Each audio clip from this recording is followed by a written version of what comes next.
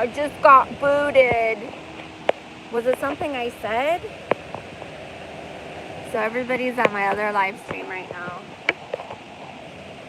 I got booted. I got the boots. I was telling my origin story. I got the boots.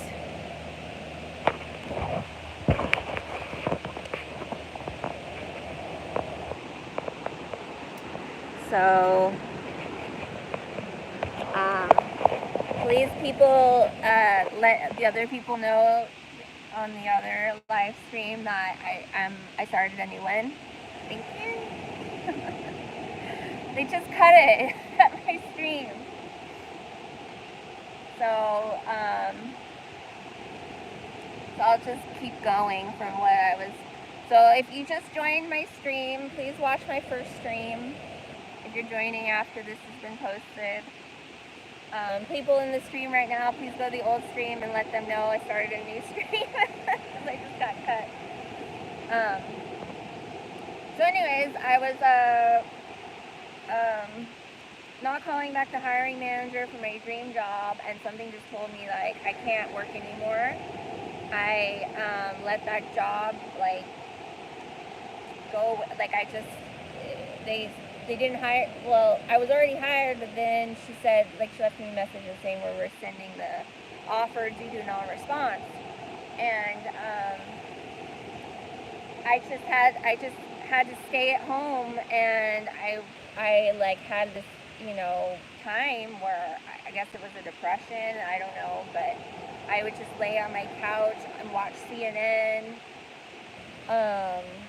and then eventually I stopped paying all my bills, so then I couldn't, you know, the cable got cut off, so I started watching YouTube. That's when I started watching YouTube, and I had this spiritual awakening. Like, I had this spiritual awakening where I realized that I was the incarnation of Aphrodite, and I started just like making all these notes and writing down my history and my dreams, and I realized that my genetics were divine, with my family history, and and that my persona was Aphrodite, and like I had my ex-husband was Hephaestus, like he really was like kind of who Hephaestus is. Like, it was like everything fit. Like, my life was the mythology of Aphrodite, and I was just replaying it out in a different, you know, updated modern way. Except the cheating stuff. I've never been a cheater, but so and that's what led me to Blood Over Intent. And that crowd, Ogteles, it was a whole different kind of there was a movement happening. It had to do with the rainbow wave, and I'm sure a lot of you remember this. 2017 to maybe late 2016, the rainbow wave, like Allison. I always was suspicious of Allison Coe. But a lot of people like hijacked this thing that was already happening, and it was like a great awakening. People remembering who they are, people seeing people on YouTube and remembering their faces, and it had to do with MK Ultra, it had to do with the project. Ogteles talked about this a lot, and then it connected to Gary Warmerdam, connected to Devin Maggi. He did Flat Earth Paradise, and I was very resistant to Flat Earth for a long time, but I got into, after finding out about Blood Over Intent, I finally opened my mind to the door of Flat Earth, and then started, you know, I don't necessarily believe like it is flat. It's just, you know, I just know what we're told isn't true. Like, what we're told is not the truth. Whatever it is, if it's a simulation, if we're in a bubble, you know, whatever. But So yeah, so then I went back into the medical industry due to necessity for a bit. After I, found people online. There was this girl up in Oregon named Susie Bird who was part of the community that wanted me to live with her up in Oregon. I moved in with her for a few months, and then she kicked me out on the street after she was done with me. And then I had to find a job. Went back into the medical sphere and worked again as a medical provider.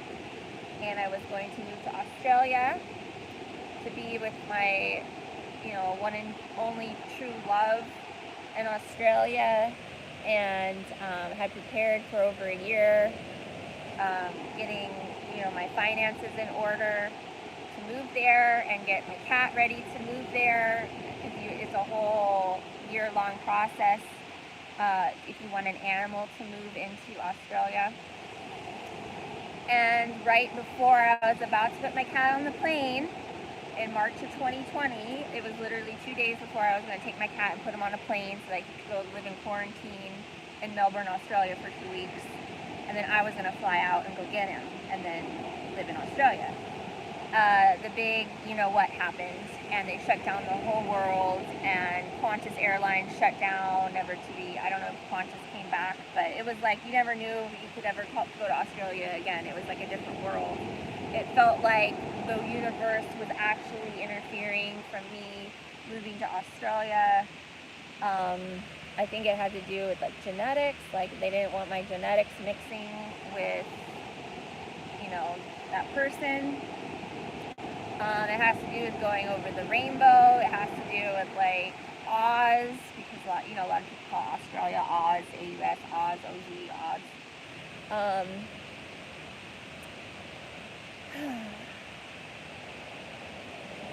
But so then I had to figure out my life and figure out something else to do, and then that's when I got the van, the bread truck, and now I'm back, in the medical sphere, practicing medicine again.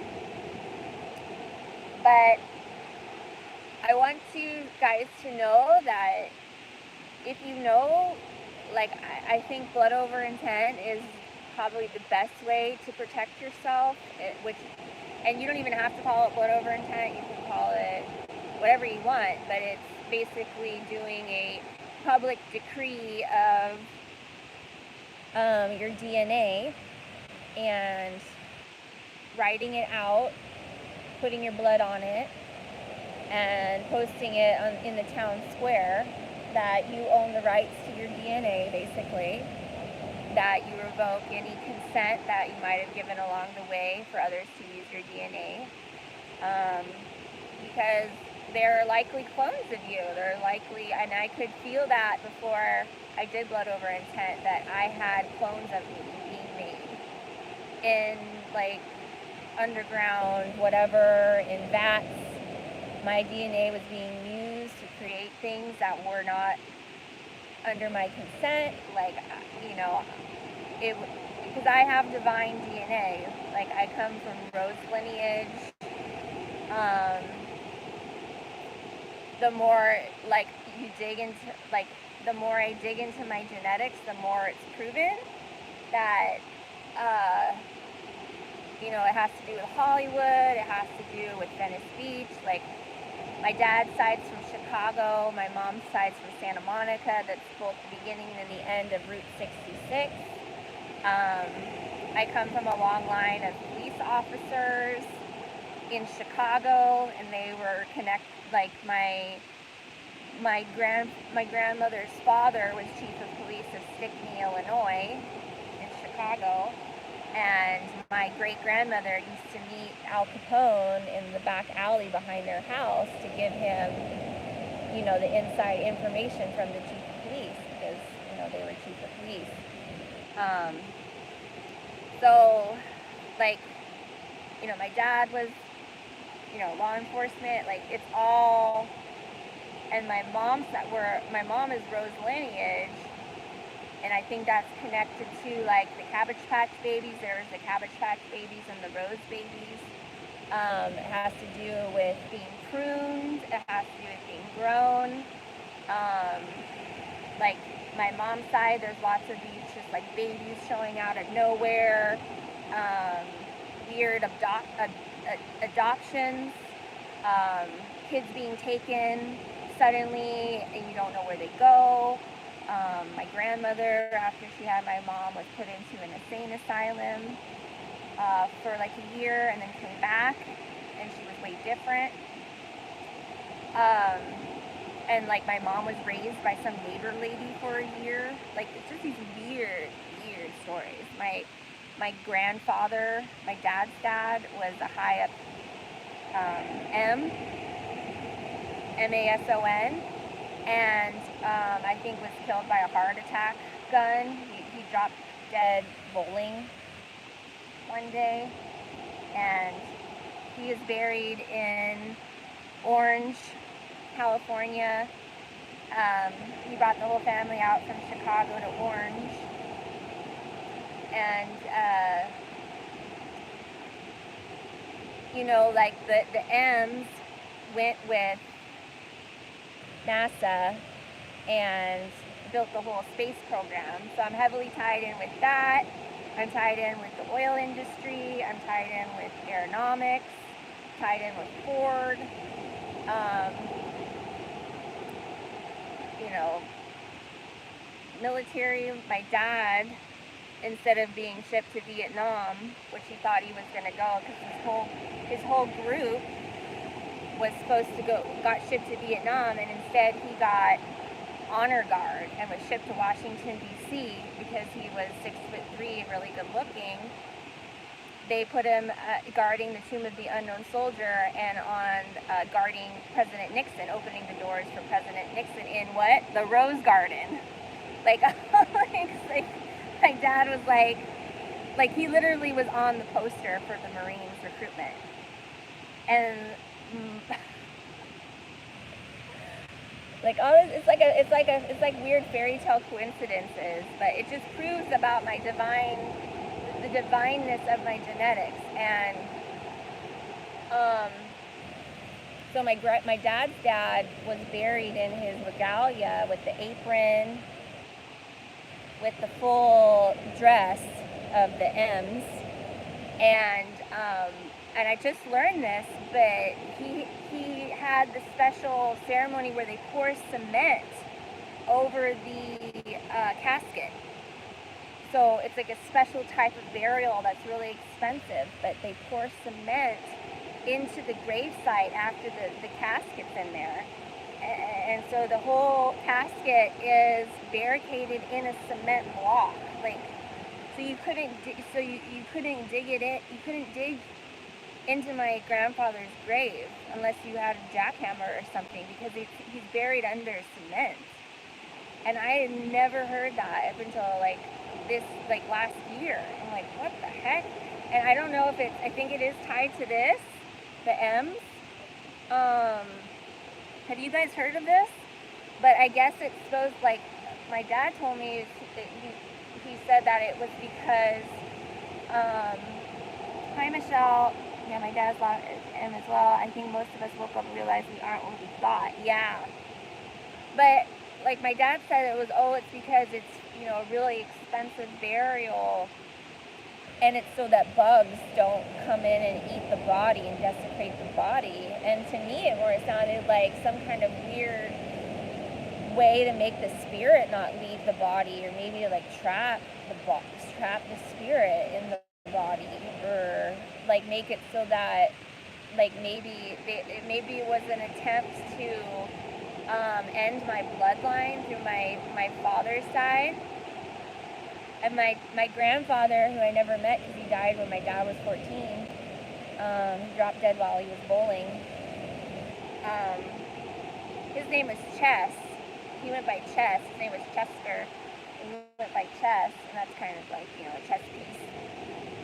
But he was a CB in the military, a CB, and he was an engineer and made very, very smart man. He made the molds for the tools, like a very important position. He designed and made the casting molds for like to make a shovel or something. He designed the mold that you pour the molten metal in to cast the actual metal part of the shovel, or whatever tool they were making. For tools, he'd make the molds.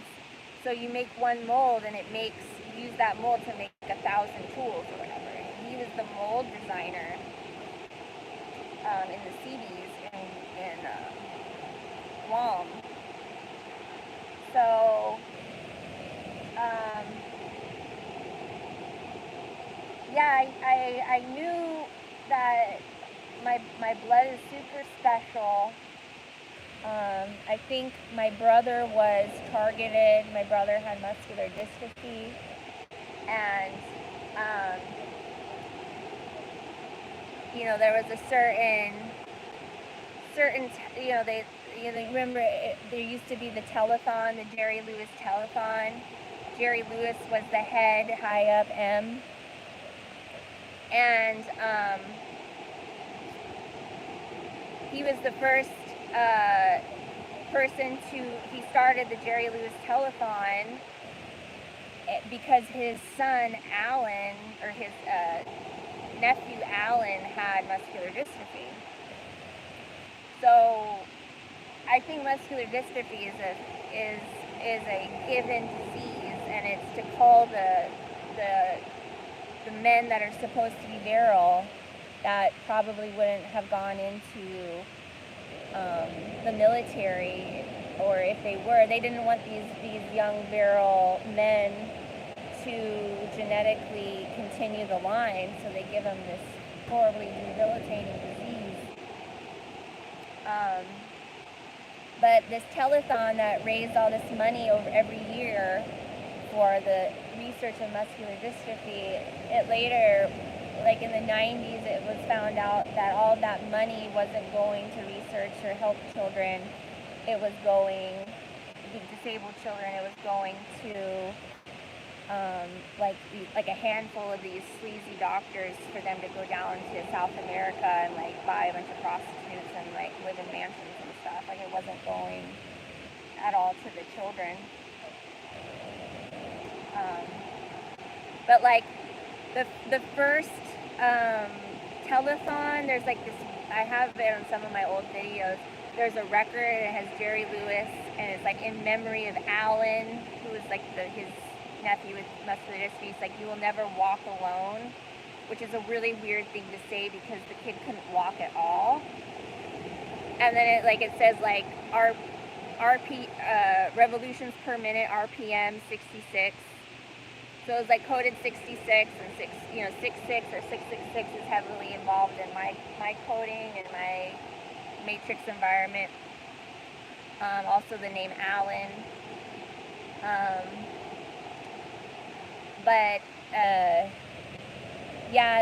Later we did genetic testing to see if I was a carrier, because they blame the mothers. They blame it on the X chromosome. They say that the mothers carry this genetic defect for muscular dystrophy, and potentially I could have had this defect, and if I had a son, I would have a son with muscular dystrophy. So after they found out my brother had muscular dystrophy, my mom didn't want to have any more children that were her genetic children, because she didn't want the risk of having another baby with this horrible disease that puts them in a wheelchair and all that. So I got tested in my 20s before my brother died to see if I carried the trait, and through that investigation to see if I had the trait, they found out that my brother actually didn't have the normal. There was like 3 different types of mutations that somebody could have to have his muscular dystrophy, and they're like, "Your brother doesn't have any of these types of mutations. He has a duplication error, a redundancy, where part of the code was repeated instead of deleted." And they said, "Your mom isn't even a carrier. The type of this type of duplication error means that the one of my mom's eggs had this problem, not her whole set of eggs, just one egg, and that was the one that was fertilized. And so that means I don't, like, my mom's not a carrier, I'm not a carrier. It was just randomly the one egg that had this duplication error was fertilized. And I'm like, okay. It makes you wonder if maybe he was fine when he was born and then maybe was given something throughout the baby, the baby time that changed the DNA in a certain way. But there's been all kinds of interferences throughout our lives. Like, I was given fluoride pills as a baby. Like, did you even know that existed? Like, fluoride pills that you give babies. Like, was I supposed to be even like smarter? Like, was my brain stunted because I got fluoride pills? But it was supposed to like help your teeth. But so yeah. After I did blood over intent, I could feel this protection because I claimed my divinity. It was like I claimed my divine, like that it no longer can be used outside of me. Any and all samples that were taken of me, clones, whatever, they are permanently disabled. Like they I felt like I had clones of me, and they dropped the moment I did blood over intent. It like put a divine it's not that I put a divine protection. It's like I claimed my divine protection. I took responsibility back over my DNA, which is a frequency. And it makes me divinely protected. Like, people try to come after me, and it's like it don't work. And I don't know if this is true, but I think somebody recently, I'm pretty sure it was from me, but they were talking about how they were trying to, I'm pretty sure it was about me, but they bought some kind of AI program to clone my voice because they wanted to have my voice read stuff to them. They wanted my voice being used as like their narration for things that they read on the internet or something. And they bought some kind of program where you were supposed to be able to clone any voice audio sample or whatever, and then it would, it would, like a Siri or whatever, it would use whatever voice you wanted to use, and it would be like the voice on your phone. And I'm pretty sure it was about me, and this person was complaining that it didn't work. Like, whatever they thought they spent money on this program to use my voice, and it didn't work. And it's like, it doesn't work because I'm divinely protected. You can't clone me. You can't recreate. You can't recreate my voice.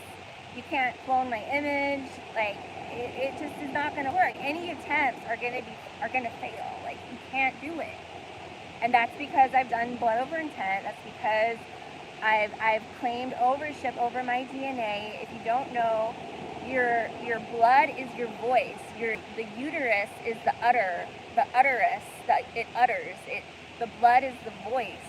The uterus is connected to sound. It's connected to frequency. It's a song. Your DNA actually emits a sound. Emits a frequency, a vibration, and you can't duplicate that. Like, the only way that it can be duplicated is with my own divine will. Like, if I decide to reproduce, if I decide to give my DNA to something, like, that's when it's allowed. If my will consents. You can't recreate my voice. You can't clone it. That's why, you spend all this money on some program, AI program, and it worked. It didn't work for you. Like, it failed. So that's my story. But I've been working every day, 5 days a week. It's really difficult. I see 16 patients a day. That's 80 patients a week I see. Recently, I've been dealing with like lots of tragedy, lots of tragic stories. Yesterday, there was a dramatic increase in people wearing this. And I've had at least 2 patients that said that they have been treated for a illness that, they got treatment for this recent illness of this. And I'd say, so I see 16 patients a day. Yesterday, probably 13, maybe 14 out of the patients I saw were wearing this. I was like, wow. It was a dramatic increase. All of a sudden, everybody's wearing this. And people that wear this, I don't know if it's because of the lack of oxygen, but it's like their anxiety doubles. Like, just how they're talking. I can't see their facial expressions, but they actually talk with more anxiety. They have more anxiety. They're more demanding. I don't know if it's because they're kind of have fear. They're scared. They're more scared. But there has been a shift. And so that's something to be noted. But also lots of sudden unalives with young people, just tragic stuff. I don't want to disclose any more about people, but just these observations. But yeah, I see 80 patients a week, even more if you count the people I talk on the phone with, helping them medically, emotionally, support-wise, giving them peace of mind. And it takes a lot. It's a lot of energy. It's a lot of energy spent. And I can't wait till I have a vacation. I mean, even the weekends are so short. It would be so much better if I was working 4/10s and had like a 3-day weekend. But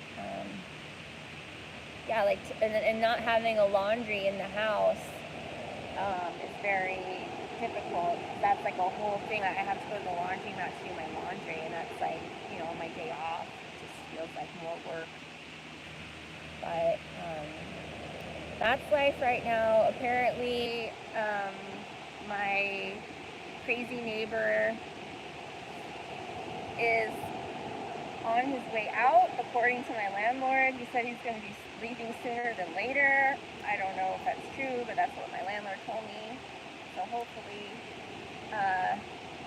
this neighbor knocked on my door last week, and he wanted to tell me that he has nothing against me.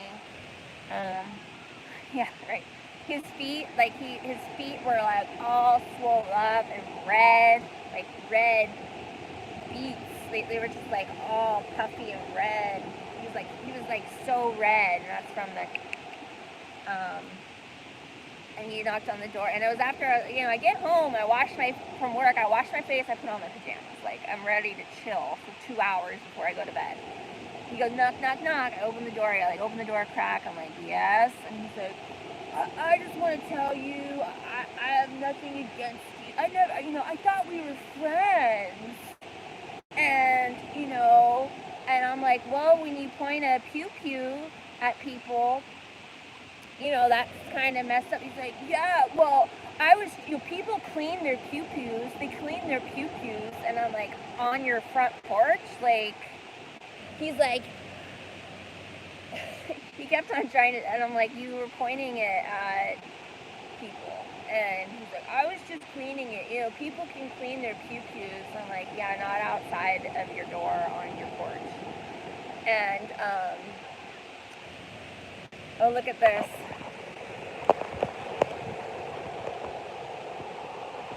Okay, we got, I can't see very good. Alright.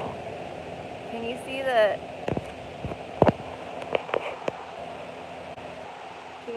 line? Is the line showing up? We have one with a line. Is it showing up? I can't see. Alright, there's a line. One with a line, and then one that's without a line. I can't even see if I'm pointing it the right spot.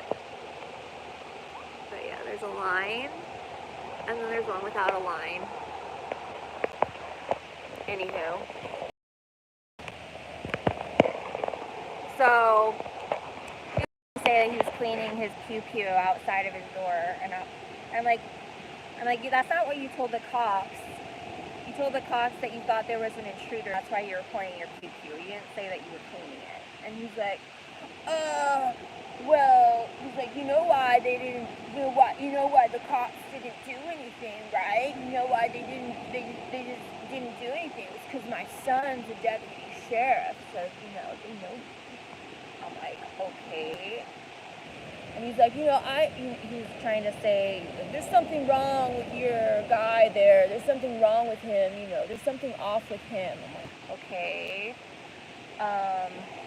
He's like, I never had anything against you guys. I thought we were friends. I'm like, well, you're like spreading some kind of drizzle outside my door and leaving chewing gum. He's like, he started kind of laughing. He's like, how do you know that you can't? How do you know that's me? And I'm like, it's not me. You're the only other person walking past my door.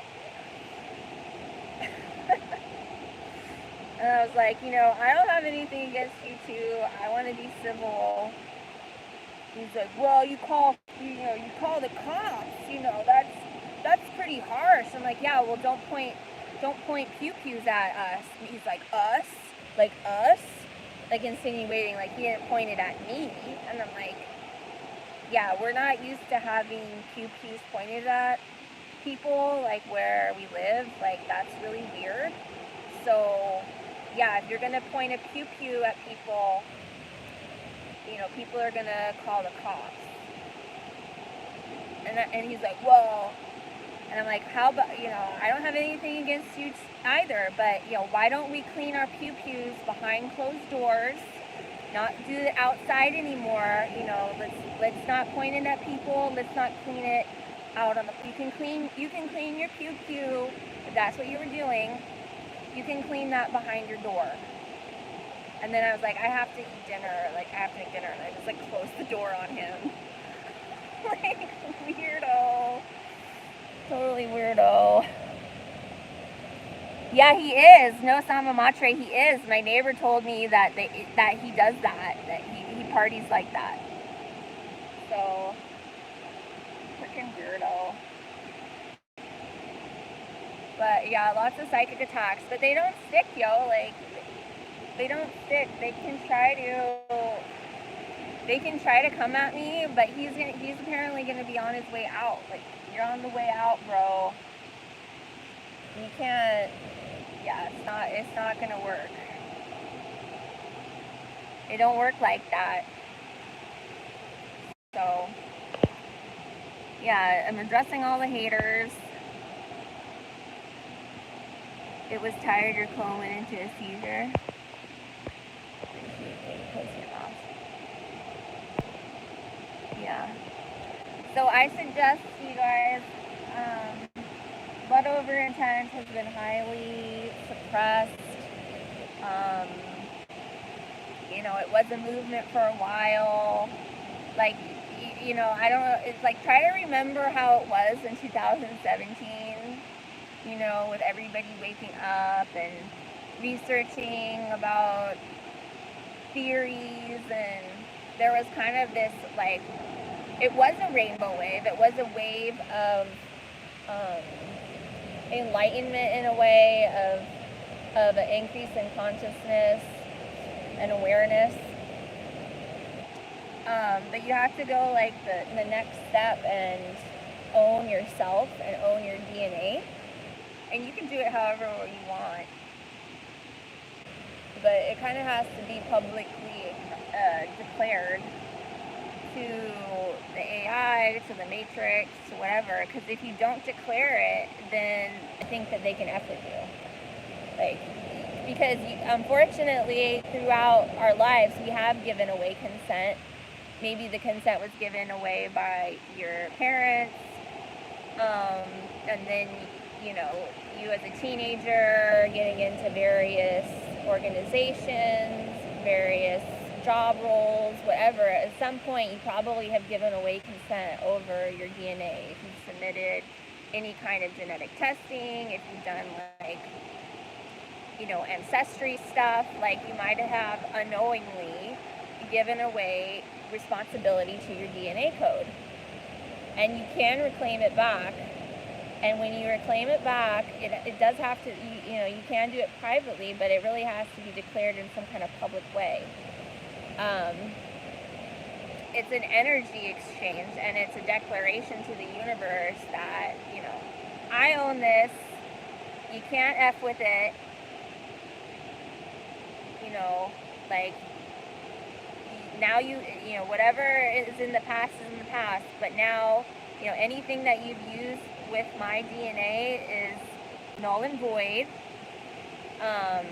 and I decide now, from now on, what my DNA is allowed to do, how my DNA is handled. I have control over my DNA, not anybody else, not any other entity.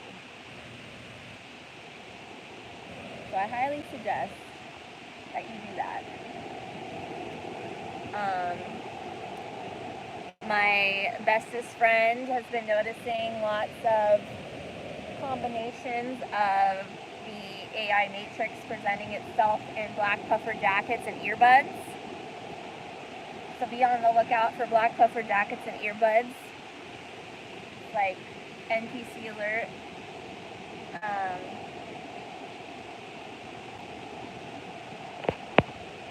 Yeah, that's about it. Who was hitting an infant? I was flirting with an infant yesterday. One of my patients, she brought in her baby, and he was so cute. He was a talker, though. He kept on trying to gain attention. Like, he kept on trying to, like, steal the show.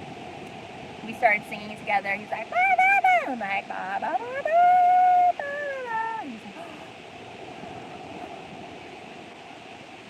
he was a big boy, though. He was big. He was a big boy. So yeah, I think that's all I have to say.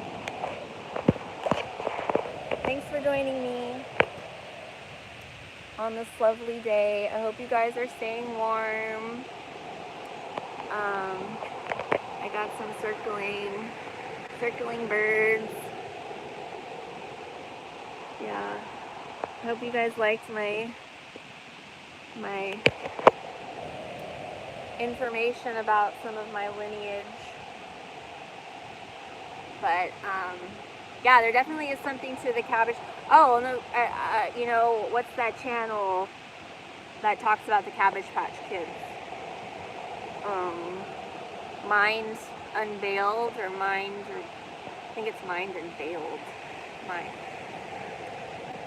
They have a huge channel, but they talk about the incubator babies and the Cabbage Patch Kids, and about how, like, there's this ties with cabbages and aliens and clones being grown in cabbages, and it's like this, like, congruent story that's in multiple spheres, like Darkwing Duck and I think Simpsons.